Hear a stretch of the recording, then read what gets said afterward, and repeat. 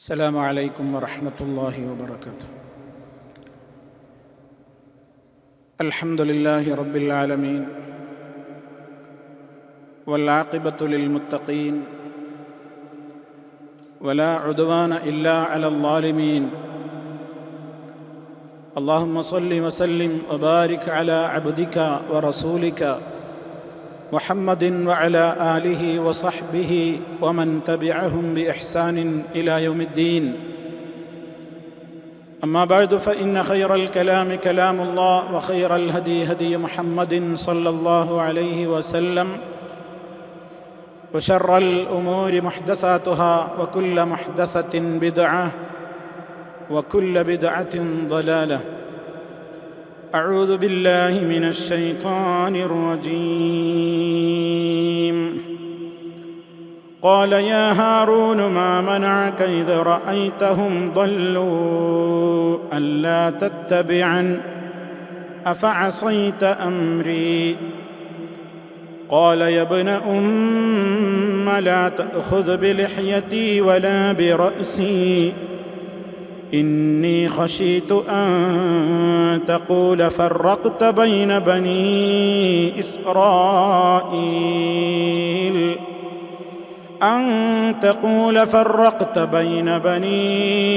إسرائيل ولم ترقب قولي. സ്നേഹമുള്ള സത്യവിശ്വാസികളെ, സഹോദരി സഹോദരന്മാരെ, സുഹൃത്തുക്കളെ, മഹാനായ പ്രവാചകൻ കലീമുല്ലാഹി മൂസ അലൈഹിസ്സലാത്തു വസ്സലാമിന്റെ ചരിത്ര വിവരണം വിശുദ്ധ ഖുർആനിലൂടെയും ഇസ്ലാമിക പ്രമാണങ്ങളിലൂടെയും നമുക്ക് മനസ്സിലാക്കാനുള്ള കാര്യങ്ങൾ വിവരിച്ചു കൊണ്ടിരിക്കുകയാണ് ഈ പഠന പരമ്പരയിലൂടെ നമ്മൾ നിർവഹിച്ചുകൊണ്ടിരിക്കുന്നത്. മൂസ അലൈഹിസ്സലാത്തു വസ്സലാം തൗറാത്തിന്റെ ഫലകങ്ങളുമായി സീനാ പർവ്വതത്തിൽ നിന്ന് തിരിച്ചെത്തിയപ്പോൾ താൻ ഏൽപ്പിച്ചു പോയിട്ടുള്ള തന്റെ അനുയായി വൃന്ദം, അവരിൽ ചില ആളുകൾ പശുപൂജയും പശുക്കുട്ടിയെ ആരാധിക്കലും അതിന്റെ ചുറ്റും ഭജനമിരിക്കലും നൃത്തം വെക്കലും, അതുപോലെ ഒരിക്കലും പൊറുക്കാനാവാത്ത മഹാപാതകം അള്ളാഹുവിന്റെ ഈ രൂപത്തിലുള്ള ധാരാളക്കണക്കിന് അനുഗ്രഹങ്ങളൊക്കെ കണ്ടനുഭവിച്ച ഒരു സമൂഹം ഇത്രത്തോളം മതപ്പതിക്കുകയും നന്ദികെട്ടവരായി പോവുകയും ചെയ്തതിലുള്ള സങ്കടവും വിഷമവും സഹിക്കാതെ മഹാനായ മൂസ നബി അലൈഹിസ്സലാത്തു വസ്സലാം ആ സമൂഹത്തോട് അവരുടെ ഈ ഹീനകൃത്യത്തെക്കുറിച്ച് ചോദ്യം ചെയ്തുകൊണ്ടിരിക്കുകയാണ്. അങ്ങനെ അതിനെ സംബന്ധിച്ച് അദ്ദേഹം ശക്തമായി ആ ജനതയെ താക്കീര് നടത്തി. അതിനെ സംബന്ധിച്ചായിരുന്നു കഴിഞ്ഞ നമ്മുടെ ആയത്തുകളിൽ നമ്മൾ വിശദീകരിച്ചത്. തുടർന്നുകൊണ്ട് ആ സന്ദർഭത്തിൽ മൂസാ നബി അലൈഹിസ്സലാത്തു വസ്സലാം ഹാറൂൻ നബി അലൈഹിസ്സലാമിന്റെ നേരെയാണ് പിന്നീട് തിരിഞ്ഞത്.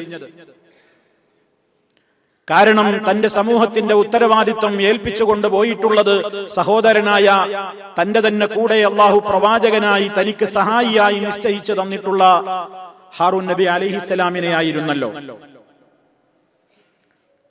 അതുകൊണ്ട് ഈ സങ്കടം സഹിക്കവയ്യാതെ തിരിച്ചെത്തിയപ്പോൾ ഈ സന്ദർഭത്തിൽ ഹാറൂൻ നബി അലൈഹിസ്സലാമിന്റെ നേരെ തിരിഞ്ഞുകൊണ്ട് മൂസ നബി അലൈഹിസ്സലാം ചോദിക്കുന്ന ഇടപെടുന്ന ഒരു രൂപമാണ് വിശുദ്ധ ഖുർആൻ സൂറത്ത് ത്വാഹയിലെ 93, 94 ആയത്തുകളിലൂടെ വിവരിച്ചിട്ടുള്ളത്. അദ്ദേഹം പറഞ്ഞു, യാ ഹാറൂൻ, ഹാറൂനെ, മാ മനഅക, എന്താ നിന്നെ തടഞ്ഞു നിർത്തിയത്? എന്താണ് നിനക്ക് തടസ്സമായത്? ഇദ് റഅയ്തഹും ضلوا, ഈ ജനങ്ങൾ പിഴച്ചത് നീ കണ്ടില്ലേ? റഹ്മാനായ റബ്ബിനെ മാത്രം ആരാധിക്കണം എന്ന് പഠിപ്പിച്ച ലാ ഇലാഹ ഇല്ലല്ലാഹ് വളരെ കൃത്യമായി പഠിപ്പിക്കപ്പെട്ട ഈ സമുദായം ഞാനൊരു 40 ദിവസത്തേക്ക് മാറി നിന്നപ്പോഴേക്ക് പശുപൂജ നടത്തിയിട്ട് ഏറ്റവും അപാദമായ വഴികേടിലേക്ക് തിരിഞ്ഞത് നീ കണ്ടില്ലേ? എന്തുകൊണ്ട് അല്ലാ തത്തബിയൻ, നിനക്ക് എന്നെ പിന്തുടർന്നു വരാമായിരുന്നില്ല? ഇതൊന്ന് അറിയിക്കാമായിരുന്നില്ലേ? എന്തുകൊണ്ട് നീ അവരിൽ അലംഭാവം കാണിച്ചു എന്നിങ്ങനെ കടുത്ത രൂപത്തിൽ വിമർശനം നടത്തുകയാണ്. അഫഅസൈത അംരി, അതല്ലേ എന്റെ കൽപ്പനക്ക് നീ അനുസരണക്കേട് കാണിച്ചതോ? ഇവരുടെ കാര്യം ശ്രദ്ധിക്കണമെന്ന് പറഞ്ഞിട്ടല്ലേ പോയത്, എന്നിട്ട് നീ എന്റെ കൽപ്പനയെ അനുസരണക്കേട് കാണിച്ചുകൊണ്ട് ധിക്കരിക്കുകയാണോ ചെയ്തത് എന്നിങ്ങനെ മഹാനായ പ്രവാചകൻ ഹാറൂൻ നബി അലൈഹിസ്സലാമിനോട് മൂസാ നബി അലൈഹിസ്സലാത്തു വസ്സലാം എന്ന മഹാനായ പ്രവാചകൻ ക്ഷുഭിതനായി കൊണ്ട് ചോദ്യം ചെയ്യുകയാണ്. അത് കേവലം ചോദ്യം ചെയ്യാനായിരുന്നില്ല, തലയും താടിയും പിടിച്ചു വലിച്ചിട്ട് ഗൗരവത്തിൽ പിടിച്ചു കുലുക്കിയിട്ടാ ചോദിക്കുന്നത്. അത്ര ശക്തമായിട്ടാണ് ശരീരത്തിൽ പിടിച്ചു വിളിച്ചു വലിക്കുന്നുണ്ട്. എന്നിട്ടാണ് ഈ ചോദ്യം, എന്തു പറ്റി നിനക്ക്? എന്നെ ഏൽപ്പിച്ചിട്ടല്ലേ പോയത്, ഈ സമൂഹം ചെയ്തത് നീ കണ്ടില്ലേ, എന്തേ നിനക്ക് തടസ്സമായത് അവരെ തടയാൻ എന്നൊക്കെയുള്ള ചോദ്യങ്ങൾ ചോദിക്കുമ്പോ എന്താ ഇവിടെ നടന്നതെന്നൊന്നും മഹാനായ മൂസ നബി അലൈഹിസ്സലാമിന് അറിയില്ലല്ലോ. ആ പ്രവാചകൻ ഹാറൂൻ നബി അലൈഹിസ്സലാം തന്റെ സഹോദരനായ മൂസ നബി അലൈഹിസ്സലാമിനോട് തന്റേതായ പ്രതിബന്ധം ബോധിപ്പിക്കുകയാണ്. യബ്ന ഉമ്മ, എന്റെ സഹോദര പുത്ര, ലാ തഖുദ് ബിലിഹ്യതി വലാ ബിറഅസി, എന്റെ പ്രിയ സഹോദര, ലാ തഖുദ്, താങ്കൾ പിടിക്കല്ലേ, ബിലിഹ്യതി, എന്റെ താടി പിടിച്ചു വലിക്കല്ലേ, എന്റെ ലിഹ്യത്ത് പിടിക്കല്ലേ, വലാ ബിറഅസി, എന്റെ തലയും താടിയും പിടിച്ചിങ്ങനെ വലിക്കല്ലേ, വേദനിപ്പിക്കല്ലേ. ഒന്ന് പിടിവിടൂ എന്റെ പ്രിയപ്പെട്ടവരെ, ഞാനൊരു അലംഭാവവും കാണിച്ചിട്ടില്ല. ഇന്നീ ഖശീതു, ഞാൻ പേടിച്ചുപോയി.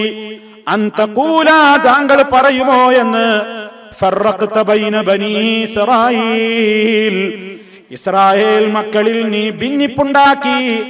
ഞാൻ അവരിൽ ഒരു വിഭാഗത്തെയും കൊണ്ട് നിന്റെ അടുക്കലേക്ക് പുറപ്പെട്ടാൽ കുറെ ആളുകൾ അവിടെയും കുറെ ആളുകളെ ഇവിടെയും ഒക്കെ ആയിട്ട് നീ അവർക്കിടയിൽ ഭിന്നിപ്പുണ്ടാക്കിയിട്ട് കുറെ ആളുകളെ അവിടെയും ഇവിടെയും ഒക്കെ ആക്കിയിട്ട് നീ മുഴുവൻ ആളുകളുടെയും കൂടെയില്ലാതെ നീ അവരെ കുറച്ചാള് വിട്ടേച്ച് നീ ഇങ്ങ് പോന്നു കളഞ്ഞല്ലോ എന്ന് ആളുകൾക്കിടയിൽ ഞാൻ ഭിന്നിപ്പുണ്ടാക്കി എന്ന് നീ പറയുമോ എന്ന് ഞാൻ ഭയപ്പെട്ടതാണ്. വലം തർഖുബ് ഖൗലി, എന്റെ വാക്കിനെ നീ മാനിച്ചില്ലല്ലോ എന്ന് താങ്കൾ എന്നെ ആക്ഷേപിക്കുമോ എന്ന് ഞാൻ ഭയപ്പെട്ടു. ഇത് കേൾക്കുമ്പോൾ നമ്മൾ തെറ്റിദ്ധരിക്കരുത്, മഹാനായ ഹാറൂൻ നബി അലൈഹിസ്സലാത്തു വസ്സലാം ഇവരിതൊക്കെ ചെയ്യുന്നത് കണ്ടിട്ട് മിണ്ടാതിരുന്നതാണ്. അങ്ങനെ ഒരിക്കലും ഇതിന് അർത്ഥമില്ല. മഹാനവറുകൾ നിസ്സഹായനായി പോയതാണ്. എത്രത്തോളം അദ്ദേഹം ജനങ്ങളോട് ഇതിനെ തടയാൻ നോക്കിയിട്ടുണ്ട്. ജീവൻ പോകുമോ എന്ന് ഭയപ്പെടുന്ന, കൊന്നുകളയുമോ എന്ന് ഭയപ്പെടേണ്ടുന്ന അത്തരത്തിലുള്ള രൂപത്തിൽ പോലും മഹാനവറുകൾ പ്രതികരിച്ചിട്ടുണ്ട്. ഇത് സൂറത്തു ത്വാഹയിൽ ഇങ്ങനെയാണ് പറഞ്ഞതെങ്കിൽ സൂറത്തുൽ അറാഫിൽ വിശുദ്ധ ഖുർആൻ തന്നെ ഒരു സ്ഥലത്ത് പറയുന്നതിന് മറ്റു സ്ഥലത്തുള്ള വചനങ്ങൾ വ്യാഖ്യാനമാണല്ലോ. സൂറത്തുൽ അറാഫിൽ അല്ലാഹു ഇത് നന്നായി വിശദീകരിക്കുന്നുണ്ട്. ഈ പറഞ്ഞ കൂട്ടത്തിൽ ഹാറൂൻ നബി അലൈഹിസ്സലാം മൂസ നബി അലൈഹിസ്സലാമിനോട് ഞാൻ പേടിച്ചു, ജനങ്ങൾക്കിടയിൽ ഭിന്നിപ്പുണ്ടാക്കുമോ എന്ന്, താങ്കൾ എന്നെ ആക്ഷേപിക്കുമോ എന്നും, താങ്കളുടെ വാക്കിനെയും കൽപ്പനയെയും ഞാൻ മാനിച്ചില്ല എന്നുമൊക്കെ നിങ്ങൾ എന്നെ പറയുമെന്ന് പേടിച്ചുകൊണ്ടാണ് ഞാൻ വരാത്തതെന്നാണ് ഉദ്ദേശം. അതല്ലാതെ ഒന്നും ഞാൻ തടയാതിരുന്നുവെന്നോ ഞാൻ ജനങ്ങളെ എതിർത്തില്ല എന്നോ ഒന്നും ഇതിനർത്ഥമില്ല.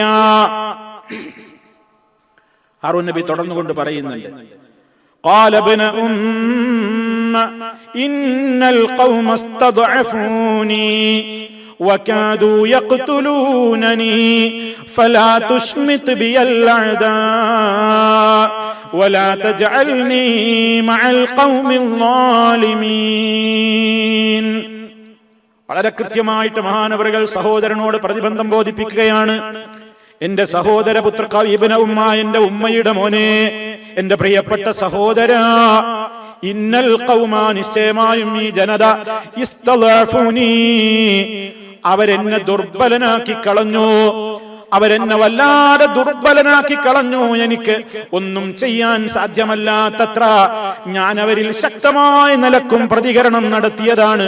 ഞാൻ അരുതെന്ന് പറഞ്ഞതാണ്. എന്റെ കഴിവിന്റെ പരമാവധി ഞാൻ അവരെ എതിർത്തതാണ്. എത്രത്തോളമെന്നോ ഈ പദപ്രയോഗം തന്നെ എത്രത്തോളം മഹാനവറുകൾ കഷ്ടപ്പെട്ടു എന്ന് മനസ്സിലാക്കി തരുന്ന വാക്കുകളാണ്. വകാദൂ, അവരാവാറായി യഖ്തുലൂനനീ, എന്നെ കൊല്ലുമോ എന്ന രൂപത്തിൽ വരെ കാര്യങ്ങളെത്തി. എന്നെ കൊല്ലാനായി അവരെന്നെ കൊല്ലാറാക്കി എന്ന് ആ ഒരവസ്ഥയിൽ അത്രത്തോളം ഞാൻ എന്റെ ദൗത്യം നിർവഹിച്ചു എന്ന് പ്രിയപ്പെട്ട ഹാറൂൻ നബി അലൈഹിസ്സലാം മൂസ നബി അലൈഹിസ്സലാമിനോട് പ്രതിബന്ധം ബോധിപ്പിച്ചു. തുടർന്നുകൊണ്ട് മൂസ നബി അലൈഹിസ്സലാമിനോട് ഒരു അപേക്ഷ പറയാണ്. ആകയാൽ ഇതാണ് സത്യം എന്ന് താങ്കൾ മനസ്സിലാക്കണം. ഫലാ തുശ്മിത് ബിയൽ അദാ, എന്റെ കാരണത്താൽ അങ്ങൊന്ന് ശത്രുക്കളെ സന്തോഷിപ്പിക്കല്ല. എന്നെ നിങ്ങൾ ഈ രൂപത്തിൽ ഇങ്ങനെ പിടിച്ചു വലിച്ച് ദേഷ്യപ്പെട്ട് എന്നോട് ഈ രൂപത്തിലൊക്കെ സംസാരിച്ച് നമ്മൾ തമ്മിൽ തന്നെ ഇപ്പൊ കണ്ടുകൂടായ ഒരവസ്ഥയിലേക്കായി എന്നും രണ്ട് പ്രവാചകന്മാര് പോലും പരസ്പരം ഭിന്നിച്ചുവെന്നും അവര് തന്നെ പരസ്പരം അടിപിടിയും ഒന്നും തള്ളുമായി എന്നൊക്കെ അല്ലെങ്കിൽ തന്നെ പിഴച്ചുകൊണ്ട് അഗാധമായ പിഴവിലേക്ക് പോയിട്ടുള്ള ഈ ജനത കണ്ടിട്ട് അവര് നമ്മെ നോക്കി ചിരിക്കൂലേ? അതുകൊണ്ട് എന്റെ കാര്യത്തിൽ അങ്ങ് ഈ ശത്രുക്കൾക്ക് സന്തോഷമുണ്ടാക്കുന്ന ഇടപെടൽ നടത്തല്ല. വലാ തജഅൽനീ, എന്നെ നിങ്ങൾ ഉൾപ്പെടുത്തല്ലേ മഅൽ ഖൗമിൽ ളാലിമീൻ, ഈ അക്രമികളായ ജനതയുടെ കൂടെ നിങ്ങൾ എന്നെയും എണ്ണല്ലേ. ഞാൻ നിരപരാധിയാണ്. ഞാൻ എന്റെ കഴിവിന്റെ പരമാവധി പരിശ്രമിച്ചിട്ടുണ്ട്.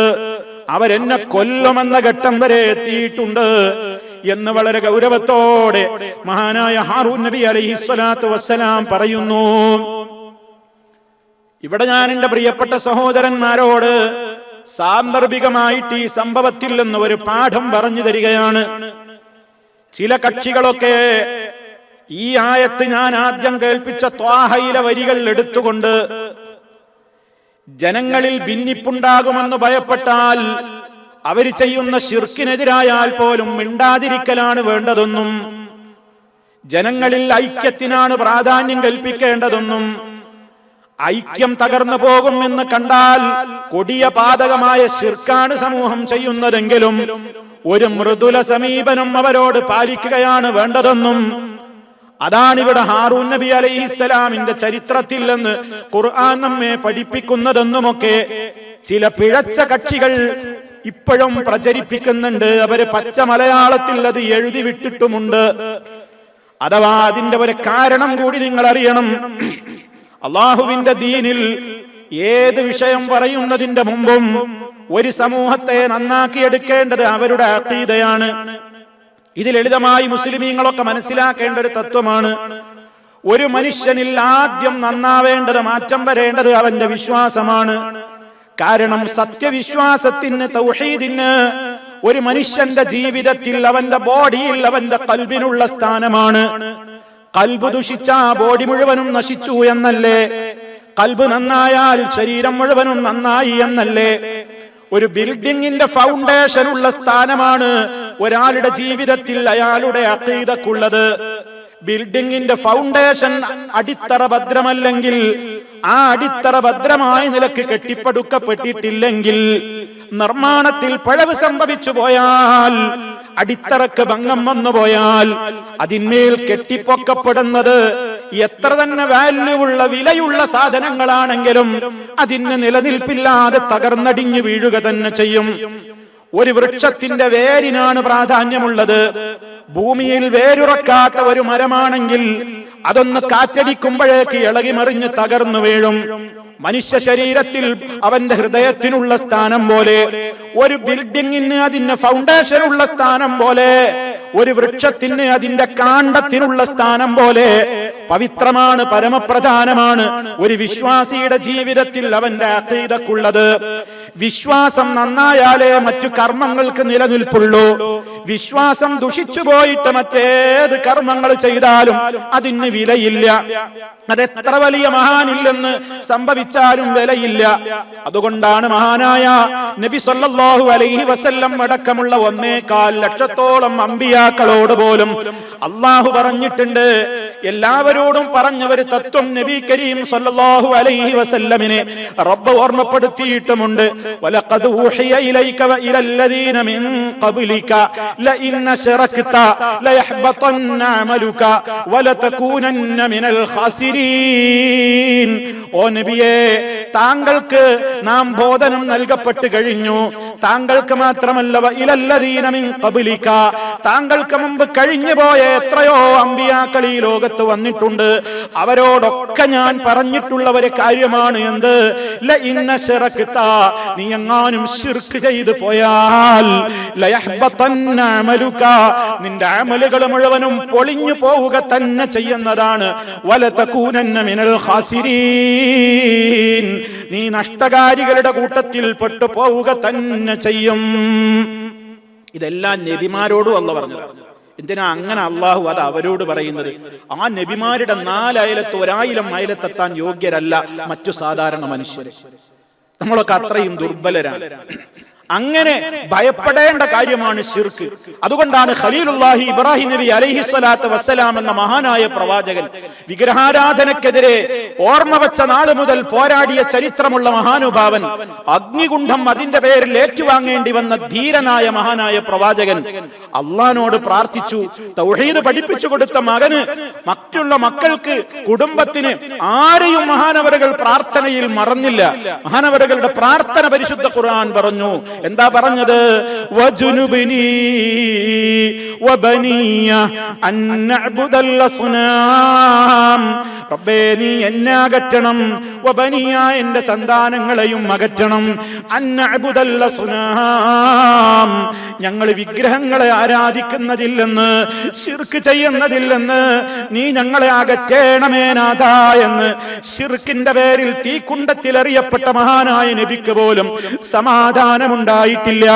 കാരണം ശിർക്കെങ്ങാനും ഒരൽപ്പം വന്നുപോയാൽ ഇന്ന ശിർക ലദുൽമുൻ അദീം, കൊടിയാക്രമം എന്ന് വിശേഷിപ്പിക്കപ്പെട്ട, കടുത്ത ദുൽമെന്ന് വിശേഷിപ്പിക്കപ്പെട്ട ശിർക്ക് വന്നുപോയാൽ പിന്നെ എല്ലാം തകരാറിലാണ്, എല്ലാം അബദ്ധത്തിലാണ്, എല്ലാം തകർച്ചയിലേക്കാണ്. ഇത് തിരിച്ചറിഞ്ഞവരാണ് സർവ്വ അമ്പിയാക്കൾ. എല്ലാ അമ്പിയാക്കളും ഇത് തിരിച്ചറിഞ്ഞവരാണ്. അതുകൊണ്ടാണ് മഹാനായ നബി കരീം സല്ലല്ലാഹു അലൈഹി വസല്ലമിന്റെ ഇസ്ലാമിക ദഅവത്തിന്റെ കാലഘട്ടം നമുക്ക് 2ആയി വിഭജിക്കാം. അവിടുന്ന് നബുവത്ത് കിട്ടി 40-ാമത്തെ വയസ്സ് മുതൽ 53-ാമത്തെ വയസ്സിൽ മദീനയിലേക്ക് ഹിജറ പോകുന്നതിന്റെ മുമ്പുള്ള ഒരു കാലഘട്ടം മക്കി കാലഘട്ടം. 53-ാമത്തെ വയസ്സിൽ മദീനയിലെത്തിയിട്ട് 63-ാമത്തെ വയസ്സിൽ അവിടുന്ന് ഈ ലോകത്തോട് വിട പറയുന്ന കാലഘട്ടം വരെയുള്ള 10 വർഷത്തോളം നീണ്ടു നിൽക്കുന്ന മദീന കാലഘട്ടം. ഈ 2 കാലഘട്ടങ്ങളിൽ ഇറങ്ങിയിട്ടുള്ള വിശുദ്ധ ഖുർആനിന്റെ അധ്യായങ്ങളുടെ ക്രോഡീകരണമാണ് വിശുദ്ധ ഖുർആനിൽ നമുക്ക് കാണാൻ കഴിയുന്നത്. ഖുർആനിന്റെ അവസാനത്തെ ഭാഗത്ത് നമ്മുടെയൊക്കെ സൗദി അറേബ്യയിൽ നിന്ന് പ്രിന്റ് ചെയ്തിട്ടുള്ള മുജമ്മഉൽ മലിക് ഫഹദിൽ നിന്നും അല്ലാത്ത പ്രസ്സുകളിൽ നിന്നുമൊക്കെ അടിക്കപ്പെട്ടിട്ടുള്ള ഖുർആനിന്റെ അവസാന ഭാഗത്ത് നിങ്ങൾ 114 അധ്യായങ്ങളുടെ ആ കൃത്യമായ പട്ടിക കാണുന്നിടത്ത് നിങ്ങൾക്കൊരു കാര്യം കാണാൻ സാധിക്കും. ചില അധ്യായങ്ങളുടെ നേരെ മക്കിയ, ചില അധ്യായങ്ങളുടെ നേരെ മദനിയ എന്ന് രേഖപ്പെടുത്തി കാണാം. ഒന്ന് ബിഫോർ ഹിജറ, മറ്റൊന്ന് ആഫ്റ്റർ ഹിജറ, അഥവാ ഹിജറക്ക് മുമ്പ് ഇറങ്ങിയ ആയത്തുകളൊക്കെ ഉൾക്കൊള്ളിച്ചത് മക്കി സൂറ. ഹിജറക്ക് ശേഷം അവതീർണമായിട്ടുള്ള വചനങ്ങളൊക്കെ ക്രോഡീകരിച്ചിട്ടുള്ള അധ്യായം മദനിയ, മദനി സൂറ. അങ്ങനെയാണത് വിഭജിക്കപ്പെടുന്നത്. സാന്ദർഭികമായിട്ട് ഓർമ്മപ്പെടുത്തുകയാണ്. പ്രാഥമികമായി ഒരുപക്ഷെ അത് ആദ്യം കേൾക്കുന്ന ആളുകളും ഉണ്ടാവാമല്ലോ ഈ ശബ്ദം ശ്രവിക്കുന്നവരിൽ. ഞാൻ സൂചിപ്പിക്കുന്നത് ആ മക്കിയായ അധ്യായങ്ങളും മദനിയായ അധ്യായങ്ങളും അതിലുള്ള ഉള്ളടക്കങ്ങളൊന്ന് പരിശോധിച്ചു നോക്കിയാൽ ഒരു വസ്തുത നമുക്ക് വളരെ കൃത്യമാണ്. എന്താണ് ആ വസ്തുത? മക്കിയായ ആയത്തുകളിൽ പറയുന്ന പ്രമേയങ്ങളിൽ മഹാഭൂരിപക്ഷവും അഖീദ സംബന്ധമാണ്, വിശ്വാസ സംബന്ധമാണ്, തൗഹീദിനെ കുറിച്ചാണ്, പരലോക വിശ്വാസത്തെ കുറിച്ചാണ്, അമ്പിയാക്കളുടെ ആവശ്യകതയുടെ വിശ്വാസത്തെ കുറിച്ചാണ്, മലക്കുകളെ കുറിച്ചാണ്, വേദഗ്രന്ഥങ്ങൾ അവതീർണമായതിനെ കുറിച്ചാണ്, മുൻ സമുദായങ്ങളിൽ അവരുണ്ടാക്കിയ ഫിത്നകളെ കുറിച്ചാണ്. സഹോദരങ്ങളെ, ആ 2 അധ്യായങ്ങളും മക്കിയായ സൂറത്തുകളും മദനിയായ സൂറത്തുകളും. മക്കി സൂറത്തുകളിലെ അധിക പരാമർശങ്ങളും എടുത്തു പരിശോധിച്ചു നോക്കിയാൽ ലാ ഇലാഹ ഇല്ലല്ലാഹ് അഥവാ റബ്ബിനെ മാത്രം ആരാധിക്കണം എന്ന കൃത്യമായ തൗഹീദിന്റെ വിഷയങ്ങളാണ്. ഭൂരിഭാഗം ആയത്തുകളും അങ്ങനെയാണ്. പരലോക വിശ്വാസത്തെ അരക്കിട്ടുറപ്പിക്കുന്ന വചനങ്ങളാണ്. അതേ അവസരത്തിൽ മദനിയായ സൂറത്തുകളിലാണ് നമുക്ക് നിസ്കാരത്തിന്റെ നിയമങ്ങളെ കുറിച്ച് പറയുന്നത്, നോമ്പിനെ കുറിച്ചുള്ള ആയത്തുകൾ കാണുന്നത്, ഹജ്ജിനെ കുറിച്ചുള്ള വചനങ്ങൾ കാണുന്നത്, സക്കാത്ത് സംബന്ധമായ വിശദ വിവരങ്ങൾ കാണുന്നത്, നിക്കാഹിനെ സംബന്ധിച്ചും ത്വലാഖിനെ സംബന്ധിച്ചും അനന്തരാവകാശ മസ്അലയെ സംബന്ധിച്ചും കുടുംബ ബന്ധങ്ങളുടെ പ്രാധാന്യത്തെക്കുറിച്ചും അതേപോലെയുള്ള മറ്റു വിഷയങ്ങളൊക്കെ കാണുന്നത് മദനിയായ സൂറത്തുകളിലാണ്. എന്താണ് ഇതിന്റെ കാരണം? നമ്മൾ ചിന്തിച്ചു നോക്കണം. എന്താണ് കാരണം? നബി സല്ലല്ലാഹു അലൈഹി വസല്ലമിന്റെ പ്രബോധന കാലഘട്ടത്തിലെ ആദ്യത്തെ 13 കൊല്ലവും മക്കയിൽ അവിടുന്ന് ചെലവഴിച്ചത് ആ സമൂഹത്തിന്റെ മനസ്സിലെ വിശ്വാസം ശുദ്ധീകരിക്കാൻ വേണ്ടി തന്നെയായിരുന്നു. അവിടെ വെച്ച് നിസ്കാരത്തിന്റെയും മറ്റു നോമ്പിന്റെയും ഒന്നും വിശദ നിയമങ്ങൾ, ഹജ്ജിന്റെയും ഉംറയുടെയും യുദ്ധ നിയമങ്ങളും അനന്തരാവകാശ മസലകളൊന്നും ഇറങ്ങിയില്ല. മദ്യം നിരോധിച്ചുകൊണ്ടുള്ള വചനങ്ങൾ പോലും ഇറങ്ങുന്നത് പിന്നീട് മദീനയിലാണ്.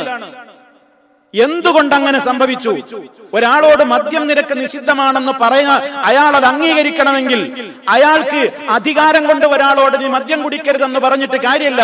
അയാളുടെ മനസ്സ് ശരിയാവണം. മദ്യം കുടിച്ചാൽ എന്റെ നാഥൻ അറിയും, എന്റെ നാഥൻ ശിക്ഷിക്കുമെന്ന് പടച്ചവനെ പേടി വേണം. അതില്ലാത്തവനോട് അധികാരം ഉപയോഗപ്പെടുത്തിയിട്ട് മദ്യം നിഷിദ്ധ എന്ന് പറഞ്ഞാൽ നമ്മുടെ നാട്ടിലെ മദ്യനിരോധനത്തിന്റെ അവസ്ഥ പോലെ ഉണ്ടാകും. പരസ്യമായി നിൽക്കുന്ന ബോർഡുകളൊക്കെ ഉള്ളിലേക്കാണ് വലിയും. മുന്നിലൂടെ കൊടുക്കുന്നത് പിന്നിലൂടെ കൊടുക്കും. ലൈസൻസ് ഉള്ള ബാറും അല്ലാത്ത ബാറും. ഒരു കാര്യമുണ്ടോ? എന്തെങ്കിലും ഒന്ന് മാറ്റം വരുമോ? ഇല്ല. മറിച്ച് മനുഷ്യന്റെ വിശ്വാസമാണ് നന്നായതെങ്കിലോ, പടച്ചവനെ പേടി, അള്ളാഹുവിനെ പേടി, ഖാലിഖായ റബ്ബിന് വേണ്ടിയാണ് ഞാൻ മദ്യപിക്കാതിരിക്കേണ്ടതെന്ന് മനസ്സിലായി കഴിഞ്ഞാലോ ആരും പറയണ്ട. സൂക്ഷിച്ചു വെച്ചിട്ടുള്ള വിലയേറിയ വൈനുകളെ പോലും തല്ലിത്തകർത്ത ചരിത്രമാണ് ഇസ്ലാമിൻ്റെത്. മദീനയുടെ തെരുവീതികളിലൂടെ വിശുദ്ധ ഖുർആനിന്റെ ആയത്തോതിക്കൊണ്ട് ഒരാൾ ഇങ്ങനെ വിളിച്ചു പറയാണ്, ഫഹൽ അൻതും മുൻതഹൂൻ, നിങ്ങൾക്ക് അവസാനിപ്പിക്കാനായില്ലേ? മദ്യം നിരോധിച്ചുകൊണ്ടുള്ള ആയത്ത് അവതരിക്കുകയാണ്. ഇന്നമൽ ഖംറു വൽ മൈസിറു വൽ അൻസാബു വൽ അസ്ലാമു റിജ്സും മിൻ അമലിശ് ശൈത്താൻ فاجتنبوه لعلكم تفلحون إنما يريد الشيطان أن يوقع بينكم العداوة والبغضاء في الخمر والميسر ويصدكم عن سبيل الله وعن الصلاة فهل أنتم منتهون. മദ്യവും ചൂതാട്ടവും അതുപോലെയുള്ള കാര്യങ്ങളൊക്കെ ശൈത്താനികമാണ്, പൈശാചികമാണ്. അള്ളാഹിനെ കുറിച്ചുള്ള ഓർമ്മ നിങ്ങളെ തെറ്റിക്കും, നിങ്ങൾക്കിടയിൽ ശത്രുതയുണ്ടാക്കും, കലഹമുണ്ടാക്കും, കുഴപ്പമുണ്ടാക്കും. വിശദീകരിക്കപ്പെടേണ്ട ആയത്താണ് എന്റെ സന്ദർഭം അതല്ല. അത് പറഞ്ഞിട്ട് അവസാനം ചോദ്യം ചോദിച്ചു, ഓ വിശ്വാസികളെ, ഫഹൽ അൻതും മുൻതഹൂൻ, നിങ്ങൾക്ക് അവസാനിപ്പിക്കാനായില്ലേ ഇനിയും?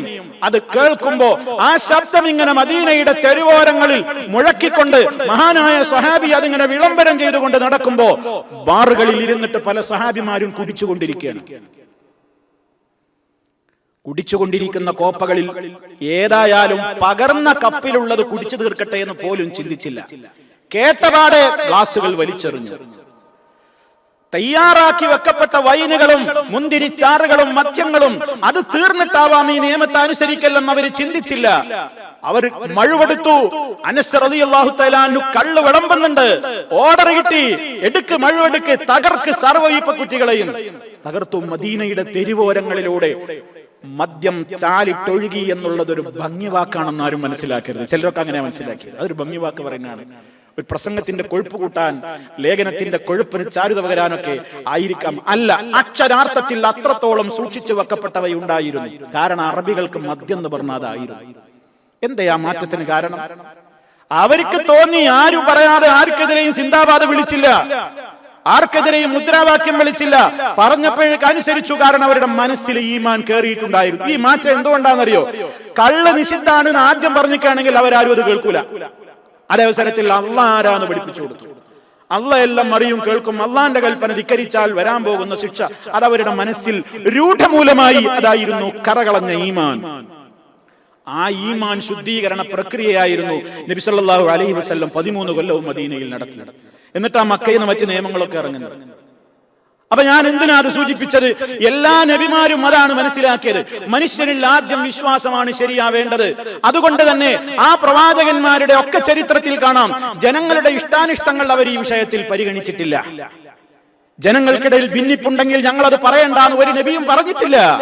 അങ്ങനെയാണെങ്കിൽ ഒരൊറ്റ നബിയും പറന്ന വീട്ടിൽ നിന്ന്, പറന്ന നാട്ടിൽ നിന്ന് ബഹിഷ്കൃതനാകുമായിരുന്നില്ല.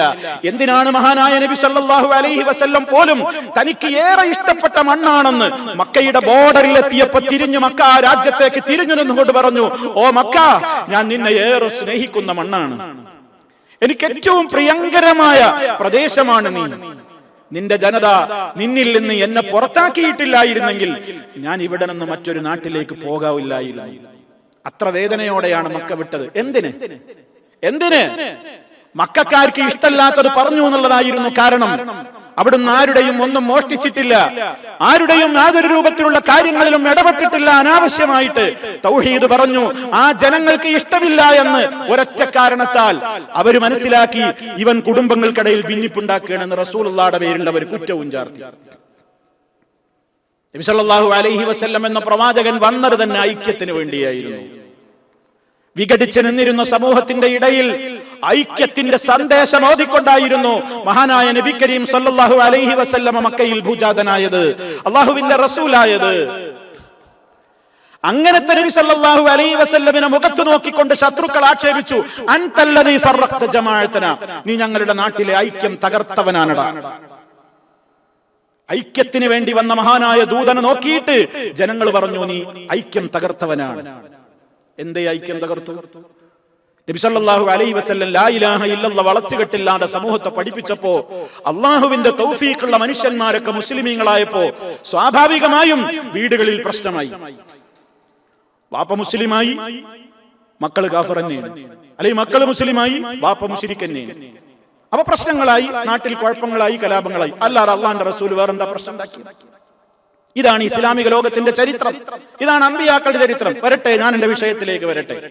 ഇതാണ് ചരിത്രമെങ്കിൽ ഒരു വിശ്വാസിയുടെ ബാധ്യതയാണ്, എന്റെയും നിങ്ങളുടെയും ഒക്കെ ബാധ്യതയാണ്. നമ്മുടെ പ്രദേശങ്ങളിൽ നാം ജനങ്ങൾക്ക് ആദ്യം ഒരു കാര്യത്തിൽ ദഅവത്ത് കൊടുക്കുമ്പോൾ ആദ്യമായി പറഞ്ഞു കൊടുക്കേണ്ടത് ലാ ഇലാഹ ഇല്ലല്ലാഹ് മുഹമ്മദുർ റസൂലുള്ളാഹ്. ഈ ആദർശമാണ്. നബി സല്ലല്ലാഹു അലൈഹി വസല്ലം യമനിലേക്ക് പ്രബോധനത്തിന് വേണ്ടി മുആദ് റളിയല്ലാഹു തആല അൻഹു അടക്കമുള്ള ആളുകളെ പറഞ്ഞേക്കുമ്പോൾ പറഞ്ഞു, ഇവരോട് ആദ്യം പോയിട്ട് ഫദൂഹും ഇലാ ഷഹാദത്തി അൻ ലാ ഇലാഹ ഇല്ലല്ലാഹ്, അവരാദ്യം അതിലേക്ക് ക്ഷണിക്കണം. ലാ ഇലാഹ ഇല്ലല്ലാഹ് മുഹമ്മദ് റസൂലുള്ളാഹിലേക്ക് ക്ഷണിക്കണം. അതവരനുസരിച്ച് കഴിഞ്ഞാൽ അവരോട് പറയണം 5 നേരത്തെ നിസ്കാരം നിർബന്ധമുണ്ട്. അത് അവർ അംഗീകരിച്ചു കഴിഞ്ഞാൽ അവരോട് പറയണം സക്കാത്ത് കൊടുക്കണം. ഇസ്ലാമിക പ്രബോധനത്തിന്റെ ആ തർത്തീബ് നബി സല്ലല്ലാഹു അലൈഹി വസല്ലം പഠിപ്പിച്ചു. പക്ഷേ ആ ഒരു രൂപത്തിലുള്ള ഇസ്ലാമികമായ ആവേശം ഉൾക്കൊണ്ടുകൊണ്ട് നമ്മുടെ കേരളക്കരയിൽ കൃത്യമായ നിലയ്ക്ക് ഇസ്ലാമിക പ്രബോധന രംഗത്ത് ഏത് വേദി കിട്ടിയാലും എല്ലാ രംഗങ്ങളിലും തൗഹീദിന്റെ മുഖ്യ പ്രാധാന്യം കൊടുത്തുകൊണ്ട് സമൂഹത്തിന്റെ ഇഷ്ടങ്ങളും അനിഷ്ടങ്ങളും നോക്കാതെ തന്നെ അവർക്ക് എത്ര അരോചകമാണെങ്കിലും അവരുടെ പാരമ്പര്യത്തെ ചോദ്യം ചെയ്യുന്നു എന്ന നിലക്കാണെങ്കിൽ പോലും വളരെ കൃത്യമായ ആയത്തുകളും ഹദീസുകളും ഉദ്ധരിച്ചുകൊണ്ട് സമൂഹത്തെ തൗഹീദിന്റെ പാതയിലേക്ക് ക്ഷണിക്കുന്ന കൃത്യമായ പ്രബോധനം നാട്ടിൽ നടന്നപ്പോൾ ചില ആളുകൾ നല്ല വെള്ള ചമയാൻ തുടങ്ങി.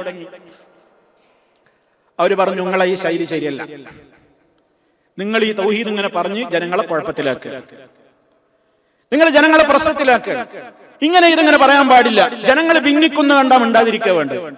ഐക്യത്തിനാണ് ഏറ്റവും പ്രാധാന്യമുള്ളത്. ഐക്യം തകർന്നിട്ട് പിന്നെ ഒരു ശിർക്കിനെതിരെയുള്ള സംസാരം പാടില്ല. അങ്ങനെ ഒരു വാദിക്കുന്ന ആളുകള് അവസാനം അവർ കണ്ടുപിടിച്ചൊരു തെളിവാണിത്. ഹാറൂൻ നബി അലൈഹിസ്സലാമിന്റെ ചരിത്രം അതിന് മാതൃകയല്ലേ? ജനങ്ങൾ കൊടുത്ത പാതകമായ കൊടിയ ശിർക്ക് ചെയ്യുന്നത് കണ്ടപ്പോ മൂസ നബി അലൈഹിസ്സലാം തിരിച്ചു വന്ന് ചോദ്യം ചെയ്തപ്പോ ഹാറൂൻ നബി കൊടുത്ത മറുപടി കേട്ടില്ലേ? ഇന്നി ഖശീതു അൻ തഖൂല ഫറഖത ബൈന ബനി ഇസ്രായേൽ, ഇസ്രായേൽ മക്കൾക്കിടയിൽ നീ ഭിന്നിപ്പുണ്ടാക്കി എന്ന് പറയുന്നത് ഞാൻ പേടിച്ചുപോയി, അതുകൊണ്ടാ ഞാൻ ഇങ്ങനെ ഇരുന്നത്. എങ്ങനെ ഇരുന്നത് എന്ന് പിന്നെ പറയില്ല. അതേ ഒന്നും ചെയ്യാത്തതുപോലെയാണ്. നോക്കൂ, നിങ്ങൾ ആ വരികൾ ഞാൻ നിങ്ങളെ ഒന്ന് കേൾപ്പിക്കാം, വിഷയത്തിന്റെ പ്രാധാന്യം മനസ്സിലാക്കി തരാൻ വേണ്ടി. കേട്ടോളൂ. ഐക്യത്തിന് വേണ്ടി ഏതതിരുവരെയും പോയതാണ് ഇസ്ലാമിന്റെ പാരമ്പര്യം എന്ന വസ്തുത അവർ വിസ്മരിക്കുന്നു. അവർ എന്ന് പറഞ്ഞാൽ ഈ തൗഹീദ് ശരിക്ക് ജനങ്ങളോട് പറഞ്ഞു കൊടുക്കുന്ന കക്ഷികൾ വിസ്മരിക്കുന്ന ഒരു കാര്യമുണ്ട്. ഐക്യത്തിന് വേണ്ടി ഏതതിരുവരെയും പോയതാണ് ഇസ്ലാമിന്റെ പാരമ്പര്യം. മൂസാ അലൈഹിസ്സലാം തോറ എന്ന ദിവ്യബോധന ഗ്രന്ഥം സ്വീകരിക്കാൻ പർവ്വത മുകളിലേക്ക് പോയത്, തോറ എന്ന് പറഞ്ഞാൽ തൗറാത്ത്, തോറ എന്ന ദിവ്യബോധന ഗ്രന്ഥം സ്വീകരിക്കാൻ പർവ്വത മുകളിലേക്ക് പോയത് സഹോദരനും പ്രവാചകനുമായ ഹാറൂനിനെ പകരം നിർത്തിയായിരുന്നു.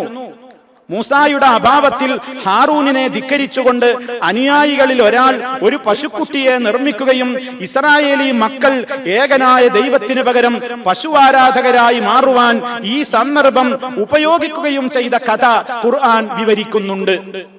കഴിഞ്ഞില്ല, ഇനി കേട്ടോളൂ. ഏകദൈവ വിശ്വാസത്തിന്റെ പ്രവാചകനായ മൂസ അലൈഹിസ്സലാം തിരിച്ചു വന്നപ്പോൾ കണ്ട കാഴ്ച ഹൃദയഭേദകമായിരുന്നു.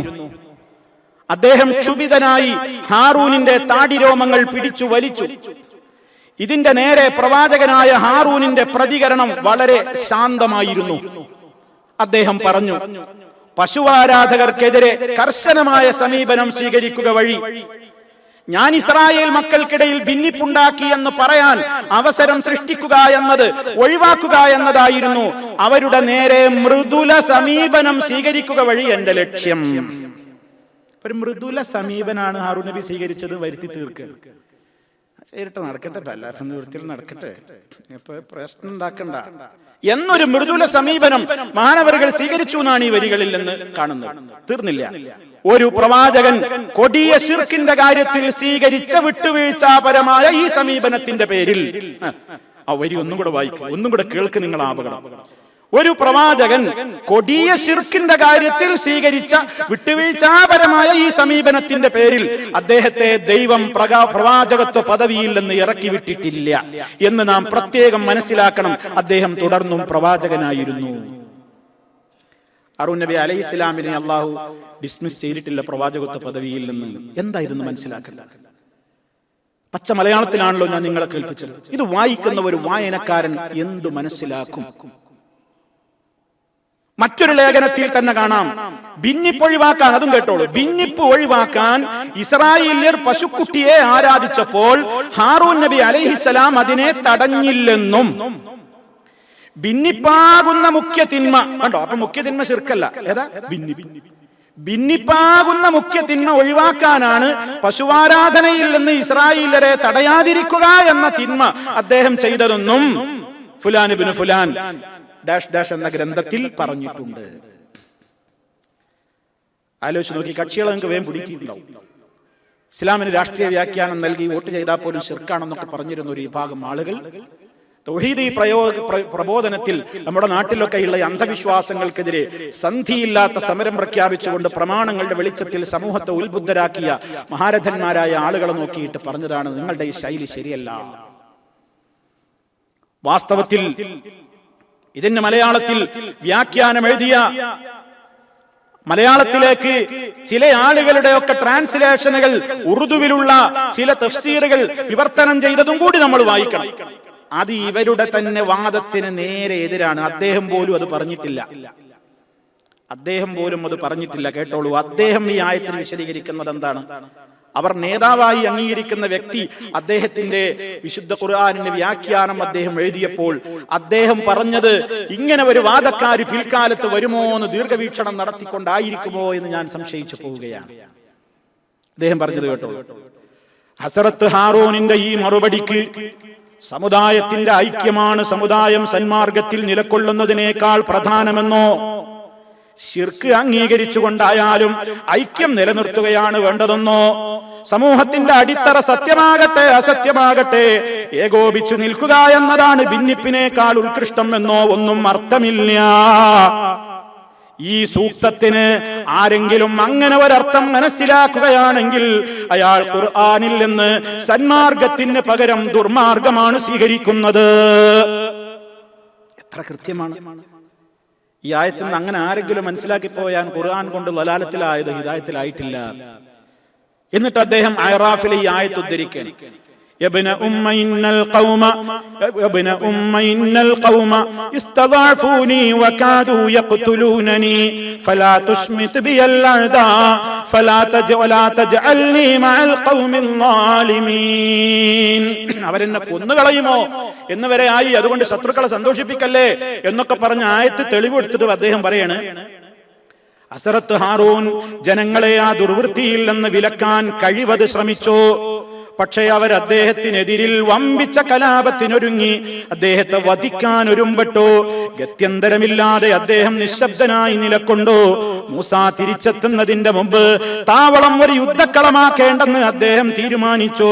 മൂസ തിരിച്ചു വന്ന് താങ്കൾക്ക് ഈ സാഹചര്യം കൈകാര്യം ചെയ്യാൻ കഴിഞ്ഞില്ലെങ്കിൽ സ്ഥിതിഗതികൾ ഇത്രത്തോളം വഷളാക്കേണ്ടിയിരുന്നില്ല എന്നും ഞാൻ വരുന്നത് വരെ കാത്തിരിക്കാമായിരുന്നുവെന്നും പറയാൻ അവസരമുണ്ടാക്കേണ്ട എന്ന് അദ്ദേഹം കരുതിയിരിക്കണം. അങ്ങനെയാണ് അദ്ദേഹം അതിന് വ്യാഖ്യാനിച്ചത്. പക്ഷേ അദ്ദേഹത്തിന്റെ പേരിൽ സംഘടിച്ചിട്ടുള്ള അനുയായി വൃന്ദം പറഞ്ഞു, തൗഹീദ് ഇങ്ങനെ വല്ലാതെ പറഞ്ഞ് ഐക്യം തകർക്കരുത്, അതിനാണ് പ്രധാനം. വിശുദ്ധ ഖുർആനിൽ നിന്ന് സന്മാർഗമല്ല മനസ്സിലാക്കിയത് ദുർമാർഗമാണ് എന്നാണ് അദ്ദേഹം പറയുന്നത്. ഇത് നമ്മൾ മനസ്സിലാക്കുക. ആരെയും കുറ്റപ്പെടുത്താനല്ല, അള്ളാഹുവിന്റെ ഗ്രന്ഥത്തിലൂടെ ഹിദായത്തിന് അവസരമുണ്ടാകാൻ അള്ളാഹു നമുക്കൊക്കെ തൗഫീക്ക് നൽകുമാറാകട്ടെ. ആരെങ്കിലും തെറ്റിദ്ധരിച്ചു പോയെങ്കിൽ അവർക്ക് സൽപാന്താവിലേക്ക് തിരിച്ചു വരാൻ റബ്ബിന്റെ ഖുർആനികമായ ആശയാദർശങ്ങൾ അവർക്ക് നിമിത്തമായി മാറട്ടെ എന്ന് നമുക്ക് പ്രാർത്ഥിക്കാം. അപ്പൊ സഹോദരന്മാരെ, അങ്ങനത്തെ ഒരു വ്യാഖ്യാനത്തിന് ഇവിടെ പഴുതില്ല. ഏത് രൂപത്തിൽ ഐക്യം തകരുമോ ഇല്ലേ എന്നതൊന്നും അമ്പിയാക്കൾ നോക്കിയിട്ടില്ല. പക്ഷെ അവര് വളരെ നസീഹത്തോടെയേ പറഞ്ഞിട്ടുള്ളൂ, അത് പറയേണ്ട രൂപത്തിലേ പറഞ്ഞിട്ടുള്ളൂ. എന്നിട്ട് പോലും ആ പ്രവാചകന്മാരോട് പോലും നിങ്ങൾ ഐക്യം തകർത്തവരാണെന്ന് പറഞ്ഞെങ്കിൽ ഐക്യം തകർക്കാൻ വേറെ ഒന്നും ഇവിടെ ചെയ്യേണ്ടതില്ല, സത്യം പറഞ്ഞാൽ തന്നെ ഐക്യം തകരുന്നുണ്ട് എന്നതാണ് നമുക്ക് മനസ്സിലാക്കാനുള്ള പാഠം. ശരി, വിഷയത്തിലേക്ക് തന്നെ മടങ്ങി വരികയാണ്. അപ്പൊ മൂസാ നബി അലൈഹിസ്സലാത്തു വസ്സലാമിന് കാര്യം ബോധ്യമായി. സഹോദരൻ ഹാറൂൻ പറഞ്ഞപ്പോ കാര്യം വളരെ ബോധ്യമായി.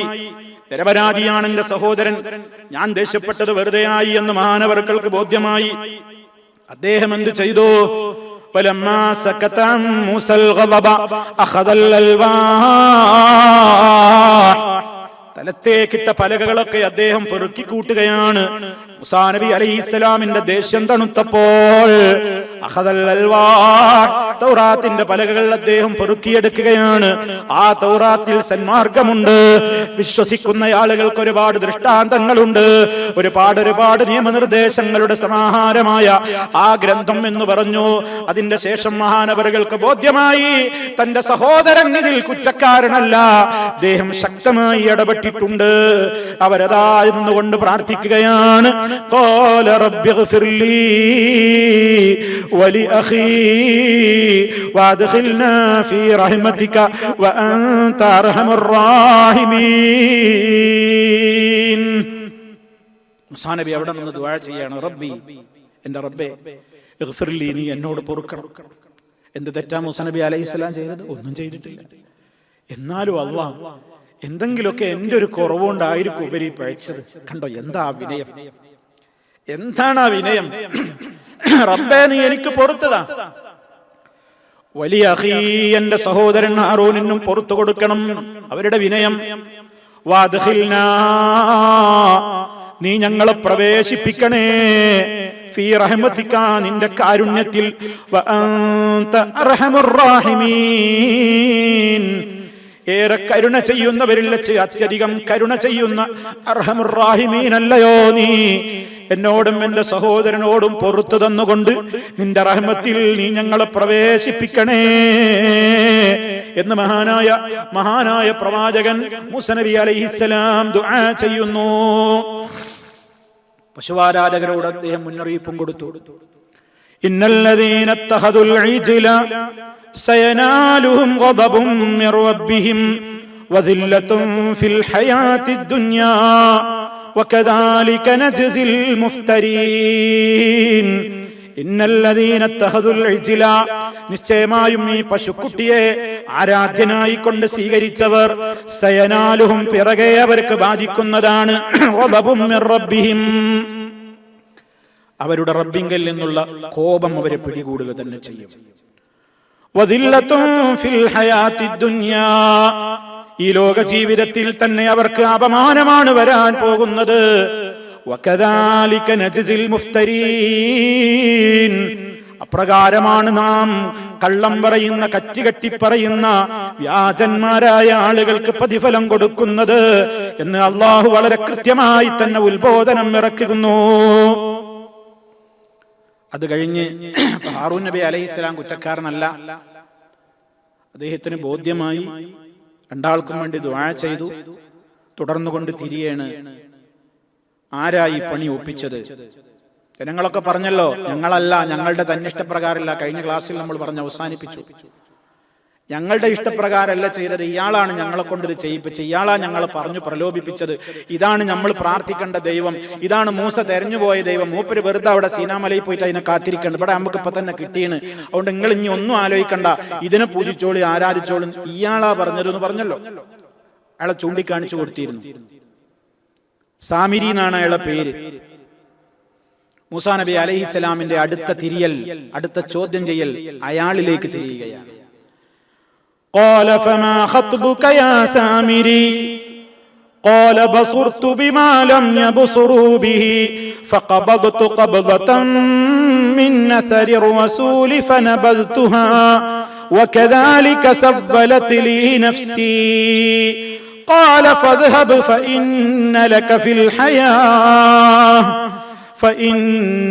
في الحياة أن تقول لا مساس وإن لك موعدا لن تخلفه وانظر إلى إلهك الذي ظلت عليه عاكفا لنحرقنه ثم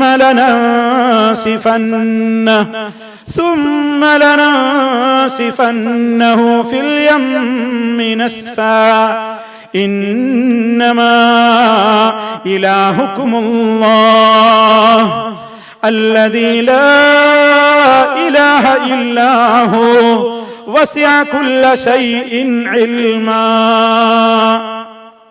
സാമിരിയെ സമീപിച്ചുകൊണ്ട് മൂസ നബി അലൈഹിസ്സലാമിന്റെ ചോദ്യം, ഫമാ ഖത്ബുക യാ സാമിരി, എന്താടോ സാമിരി നിന്നെ ഇങ്ങനെ ചെയ്യാൻ പ്രേരിപ്പിച്ചത്? എന്താ നിന്റെ കാര്യം? എന്ത് ദുൽമാടോ നീ ചെയ്തത്? എന്തിന്റെ പേരിലാണ് നീ ഇങ്ങനെ കാണിച്ചു കൂട്ടിയത്? അയാൾ പറഞ്ഞു, ബസർതു ബിമാ ലം യബ്സുറൂ ബിഹി, ഇവരൊക്കെ കാണാത്ത ചിലത് ഞാൻ കണ്ടു. ബസർതു ബിമാ ലം യബ്സുറൂ ബിഹി, ഇവരൊക്കെ കാണാത്ത ചിലത് ഞാൻ കണ്ടു. അയാൾ അവകാശപ്പെടുകയാണ്, അയാൾക്ക് ചില ദിവ്യത്വം അവകാശപ്പെടുകയാണ്. ഇവർക്കൊന്നും കാണാൻ കഴിയാത്ത ചിലതൊക്കെ എനിക്ക് കാണാൻ പറ്റി. ജിബിരീലിനെ കണ്ടു എന്നാ പറയുന്നത്. ജിബിരീല് പോകുമ്പോ ജിബിരീലിന്റെ ആ സഞ്ചരിച്ച കുതിരപ്പുറത്തുള്ള കുളമ്പടി കാണാൻ കഴിഞ്ഞു എന്നാ പറയുന്നത്. ആ കുളമ്പടി ശബ്ദം കേൾക്കാൻ കഴിഞ്ഞു എന്നാണ് അവൻ നുണ പറയുന്നത്.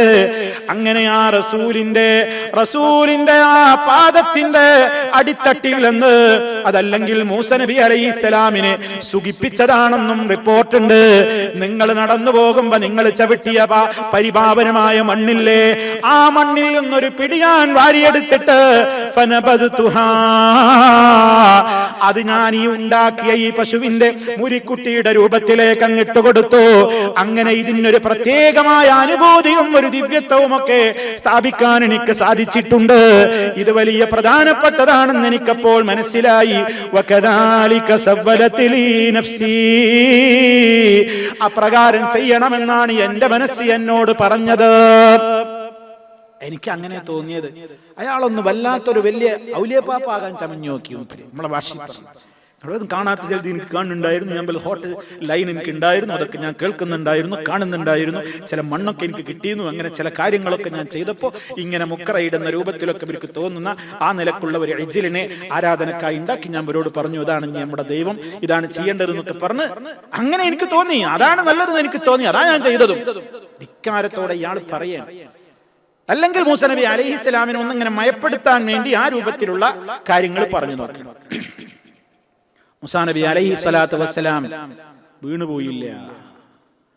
വളരെ കൃത്യമായി ശൗര്യത്തോടെ, വളരെ ദേഷ്യത്തോടെ പറയാണ്, പോടാ, എന്റെ മുമ്പൊന്ന് പോടാ, ഗെറ്റ് ഔട്ട് പറഞ്ഞു, പോടാ. ഫദ്ഹബ്, നീ ഇറങ്ങിപ്പോ.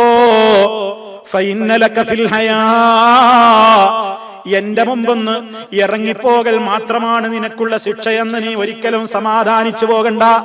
വേറെ എവിടെയെങ്കിലും പോയിട്ട് സമാധാനത്തോടെ നിനക്ക് കഴിയാമെന്ന് വിചാരിച്ചു പോകണ്ട. അത്രയും കടുത്ത അപരാധമാണ് ഈ സമൂഹത്തോട് ചെയ്തിട്ടുള്ളത്. അതുകൊണ്ട് ഫൈനലക ഫിൽ ഹയാ, നിന്റെ ഭാവി ജീവിതത്തിൽ മുഴുവനും നീ ഇങ്ങനെ പറഞ്ഞു നടക്കും. തഖൂലാ, നീ പറഞ്ഞു നടക്കും, ലാമിസോസ്, എന്നെ തൊടല്ലേ, എന്നെ തൊടല്ലേ. കാണുന്നവരോടും അടുക്കുന്നവരോടും നീ ഇങ്ങനെ വിളിച്ചു പറഞ്ഞുകൊണ്ടിരിക്കും, തൊടല്ലേ തൊടല്ലേ തൊടല്ലേ, ലാമിസോസ് എന്ന് നീ പറഞ്ഞുകൊണ്ടേയിരിക്കും. മൂസാ നബി അലൈഹിസ്സലാമിന്റെ കൃത്യമായ അള്ളാഹുവിന്റെ വഹയിന്റെ അടിസ്ഥാനത്തിലുള്ള പ്രഖ്യാപനം. അതെല്ലാ കാലത്തും ഒന്നും നടക്കൂല. വൈന്ന മൗഇദല്ല വൈന്ന ലക മൗഇദൻ, നിനക്കും ഒരു സമയമുണ്ട്. ലൻ തുഖ്ലഫഹു, അതിനെ ഭേദിക്കാനൊന്നും നിനക്കൊട്ട് കഴിയുകയുമില്ല. അവസാനം നീ അങ്ങനെ തന്നെ നശിച്ചു പോകും. എന്നെ തൊടല്ല തൊടല്ല തൊടല്ലേ എന്ന് നീ വിളിച്ചു പറഞ്ഞ് കരഞ്ഞു പറഞ്ഞുകൊണ്ടിരിക്കും. ആളുകൾ നിന്റെ അടുത്തേക്ക് എത്താനാവാത്ത നിലക്ക്, ശക്തമായ നിലക്ക് നീ അവഗണിക്കപ്പെടും. അങ്ങനെ തന്നെ സംഭവിച്ചു. ചരിത്രത്തിന്റെ ബാക്കി പത്രം നമുക്ക് വായിക്കാൻ സാധിക്കുന്നു. ചരിത്രത്തിൽ കാണാം, സാമിരി എന്ന് പറയുന്ന ധിക്കാരി ആ വാക്ക് കേട്ടിട്ട് അവിടുന്ന് അങ്ങോട്ട് പോയതിന്റെ ശേഷം ഒരു ജനതയോടെ ആൾക്ക് പിന്നെ ബന്ധമുണ്ടാക്കാൻ കഴിഞ്ഞിട്ടില്ല.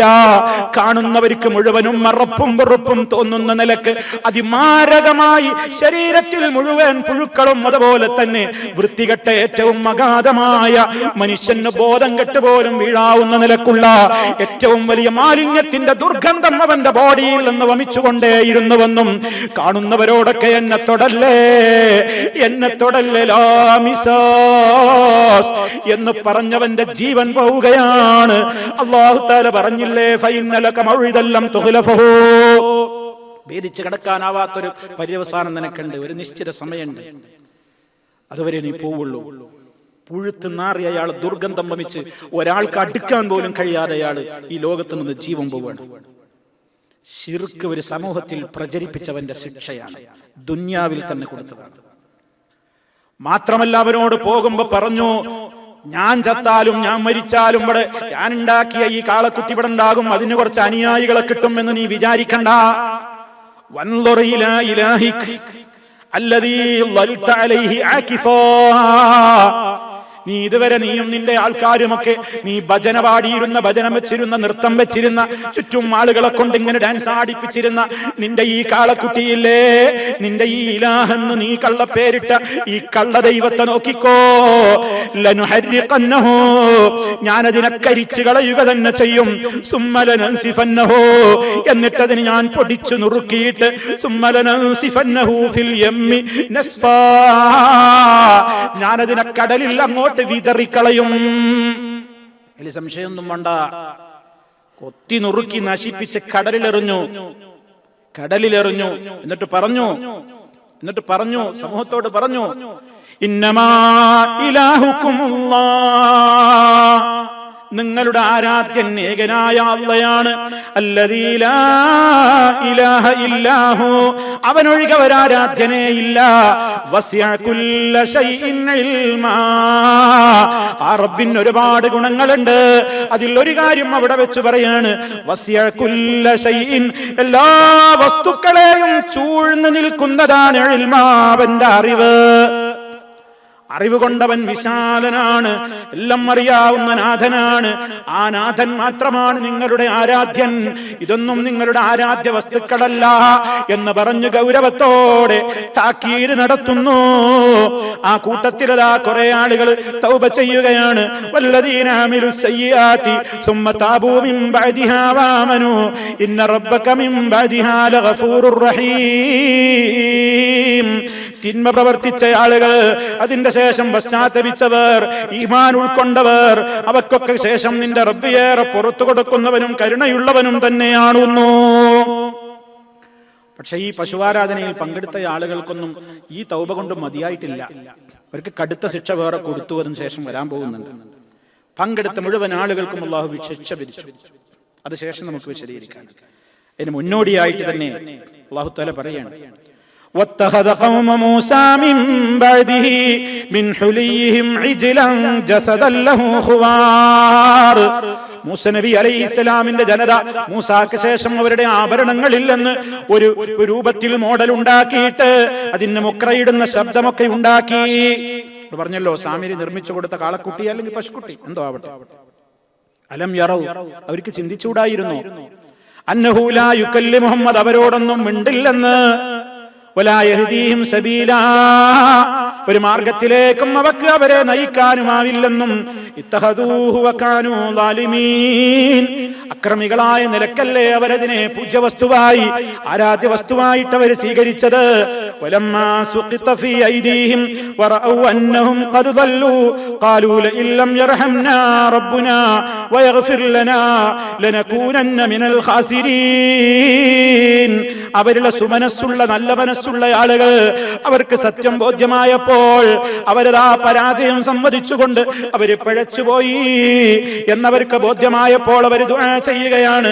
ഖാലൂ, അവര് പ്രാർത്ഥിക്കുകയാണ്, ലഇൻ ലം യർഹംനാ റബ്ബുനാ, ഞങ്ങളുടെ രക്ഷിതാവ് ഞങ്ങളോട് കരുണ കാണിച്ചിട്ടില്ലെങ്കിൽ, വയഗ്ഫിർ ലനാ, അവൻ ഞങ്ങളോട് പൊറുക്കുകയും ചെയ്തിട്ടില്ലെങ്കിൽ, ലനകൂനന്ന മിനൽ ഖാസിരീൻ, നഷ്ടപ്പെട്ടവരിൽ ഞങ്ങൾ ആയിത്തീരുക തന്നെ ചെയ്യുമല്ലോ എന്ന് പലരും തൗബ ചെയ്തിട്ടുണ്ട്. അതുകൊണ്ടൊന്നും ഈ ശിക്ഷയുടെ ഗൗരവം അത്രയും കഠിനായതുകൊണ്ട് ആ ഒരു സമൂഹത്തിന് വിധിച്ച ശിക്ഷ വേറെയും വരാനുണ്ട്. അപ്പൊ വളരെ ഗൗരവത്തോടുകൂടെ മഹാനായ ആ പ്രവാചകൻ മൂസ നബി അലൈഹിസ്സലാത്തു വസ്സലാം അവരിൽ ആ നടപടികളൊക്കെ സ്വീകരിക്കണം. ഇവിടെ സാന്ദർഭികമായിട്ട് വേറൊരു കാര്യം കൂടെ ഞാൻ പറഞ്ഞു തരാം.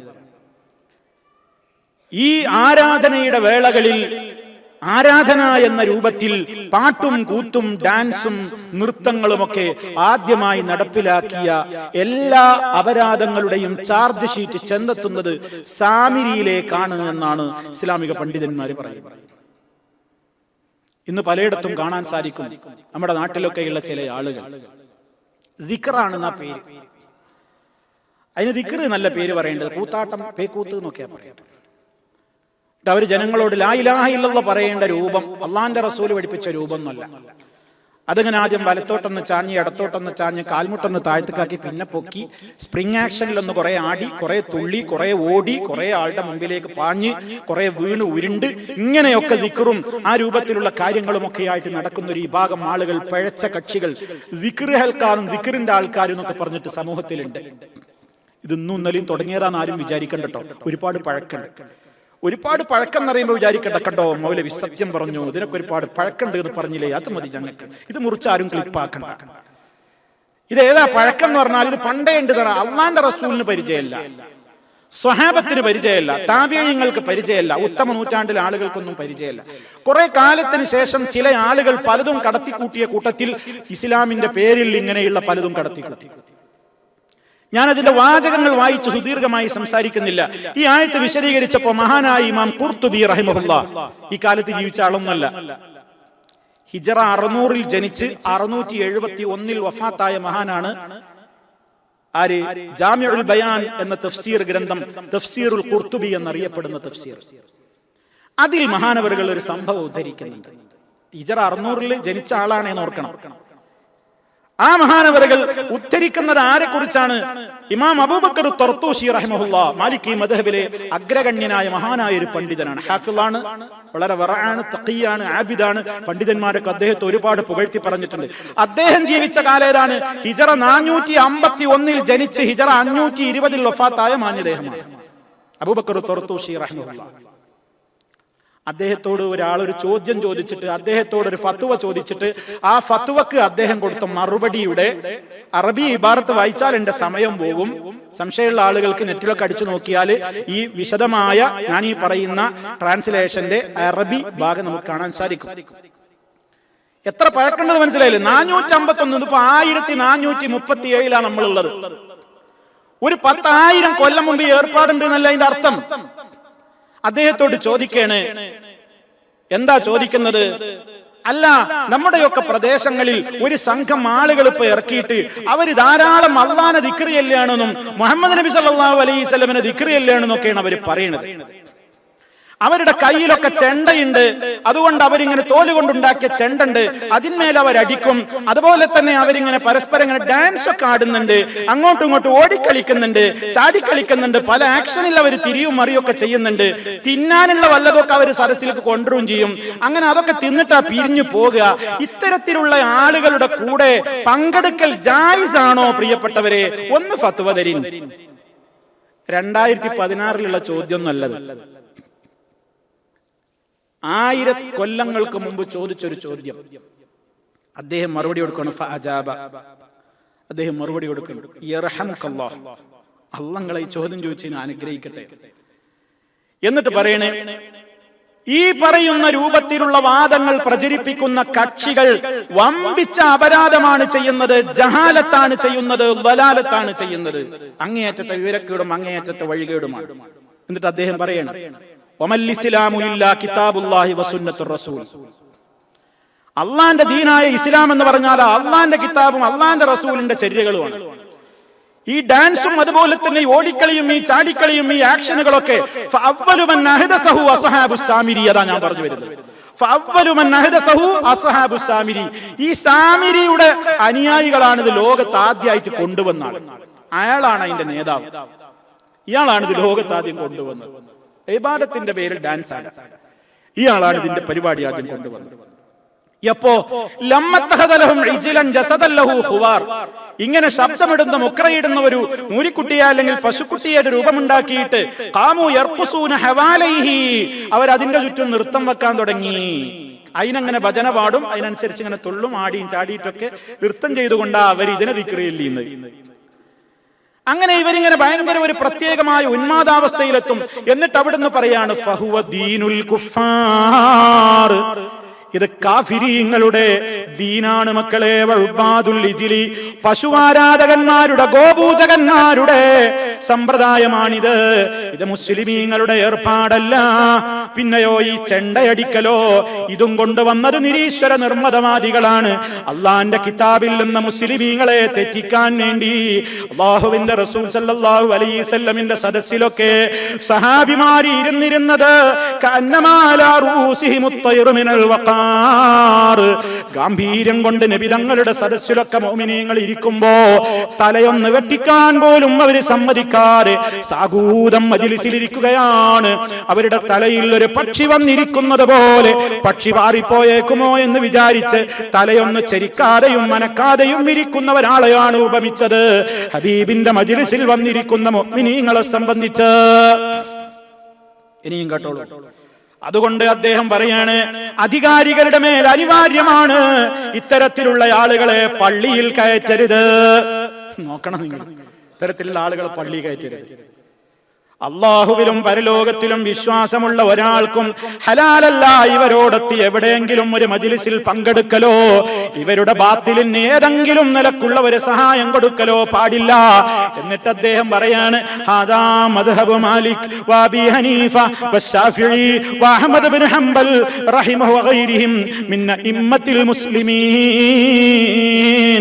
ഇത് തന്നെയാണ് ഇമാം മാലിക് റഹ്മത്തുള്ളാഹി അലൈഹിയുടെയും അബൂ ഹനീഫ റഹ്മത്തുള്ളാഹി അലൈഹിയുടെയും ഷാഫി ഇമാം റഹ്മത്തുള്ളാഹി അലൈഹിയുടെയും അഹ്മദ് ഇബ്നു ഹംബൽ റഹ്മത്തുള്ളാഹി അലൈഹിയുടെയും അതല്ലാത്ത മറ്റ് മുസ്ലിമീങ്ങളായ സർവ്വ ഇമാമീങ്ങളുടെയും അഭിപ്രായം ഇത് തന്നെയാണ്. വബില്ലാഹി തൗഫീഖ്, അല്ലാഹ് തൗഫീഖ് ചെയ്യട്ടെ എന്നും പറഞ്ഞുകൊണ്ട് മഹാനവറുകൾ ഫത്വ അവസാനിപ്പിക്കുന്നു.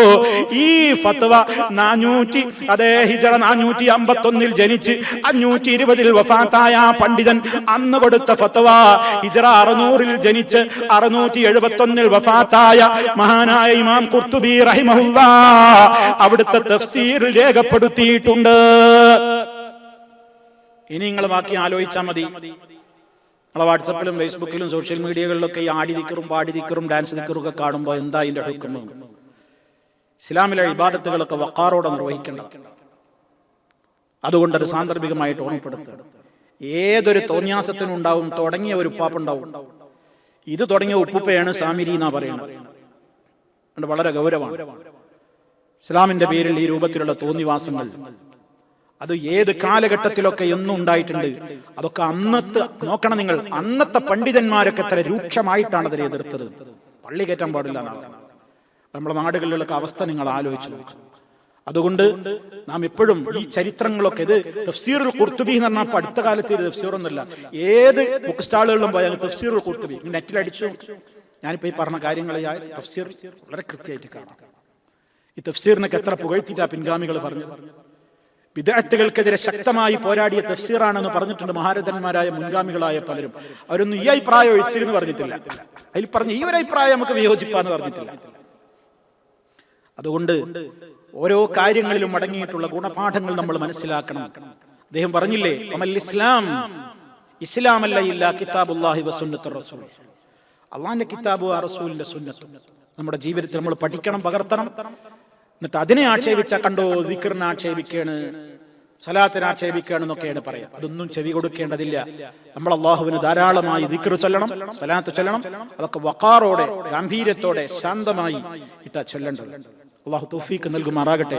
ഇൻഷാ അല്ലാഹ് ഇതിന്റെ ശേഷമുണ്ടായ നടപടിക്രമങ്ങളും മറ്റു കാര്യങ്ങളിലേക്ക് തുടർന്നുകൊണ്ട് വിവരണം പോകുന്നുണ്ട്. തുടർന്നുകൊണ്ട് നമുക്ക് വിശദീകരിക്കാൻ അള്ളാഹു തൗഫീഖ് നൽകുമാറാകട്ടെ. എല്ലാ പ്രയാസങ്ങളിൽ നിന്നും അള്ളാഹു മോചനം നൽകുമാറാകട്ടെ. ഈ സദസ്സിലേക്ക് ആളുകളെ കൂട്ടിക്കൊണ്ടുവരാൻ, കൂടുതൽ ആളുകൾക്ക് ഈ ശബ്ദം ശ്രവിക്കാൻ, കാര്യങ്ങൾ ബോധ്യമാകാൻ നിങ്ങളുടെ എല്ലാവരുടെയും ഭാഗത്തു നിന്ന് കൂടുതൽ ശ്രമങ്ങൾ ഉണ്ടാകണം. നിങ്ങൾ മുഖേന ഒരാൾ നന്നായാൽ ആ മനുഷ്യന്റെ മനസ്സിൽ വരുന്ന മാറ്റങ്ങളിലൊക്കെ ഒരു പ്രതിഫലം അയാൾക്കൊട്ടും നഷ്ടപ്പെടാതെ നമുക്കും കിട്ടും എന്ന ഉദ്ദേശത്തോടെ ഈ രംഗത്ത് നിങ്ങളുടെ സഹകരണം ഉണ്ടാകണമെന്ന്, ഇതിനേക്കാൾ ഇവിടെ ധാരാളം എന്റെ പ്രിയപ്പെട്ട സഹോദരന്മാർ ഇവിടെ തടിച്ചുകൂടിയിട്ടുണ്ട്. അതിനേക്കാളും അപ്പുറം ഇവിടെ വരണം. ഇവിടെ ആളുകൾ അറിയാത്ത ഒരുപാട് സഹോദരങ്ങളുണ്ട് എന്നുകൂടി ഓർമ്മപ്പെടുത്തിക്കൊണ്ട് ഞാൻ അവസാനിപ്പിക്കുന്നു. അള്ളാഹു ഹഖ് ഹഖായി കൊണ്ട് മനസ്സിലാക്കാനും അതിനെ പിൻപറ്റുവാനും ബാത്തിലിനെ ബാത്തിലായി കണ്ടുകൊണ്ട് അതിനെ തിരസ്കരിക്കുവാനും നമുക്ക് തൗഫീഖ് നൽകുമാറാകട്ടെ. اللهم ربنا آتنا في الدنيا حسنة وفي الآخرة حسنة وقنا عذاب النار. اللهم اجعل هذا البلد آمنا مطمئنا وسائر بلاد العالمين. اللهم سدد خطى حاكمنا يا ذا الجلال والإكرام. ربنا اغفر لنا ولإخواننا الذين سبقونا بالإيمان ولا تجعل في قلوبنا غلا للذين آمنوا ربنا إنك رؤوف رحيم. اللهم أعز الإسلام والمسلمين وأذل الشرك والمشركين. وآخر دعوانا الحمد لله رب العالمين. والسلام عليكم ورحمة الله وبركاته.